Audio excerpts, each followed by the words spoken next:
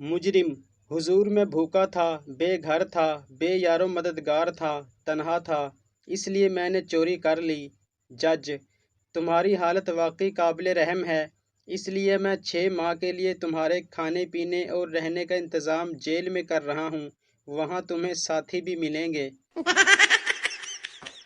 ایک دفعہ ایک بھیانک بوڑھا تیز بارش میں ہاتھ میں پکڑی ہوئی کتابیں بیچ رہا تھا۔ ایک آدمی اس سے خریدنے آیا۔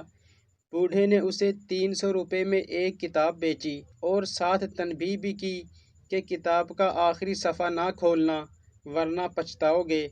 اس آدمی نے پوری کتاب ڈرتے ہوئے پڑھی سوائے اس آخری صفحے کے۔ ایک دن تجسس کے ہاتھوں مجبور ہو کر اس نے ڈرتے کانپتے ہوئے آخری صفحہ کھولا اور اس کو شدید جھٹکا لگا کیونکہ اس پہ لکھا تھا قیمت 30 روپے۔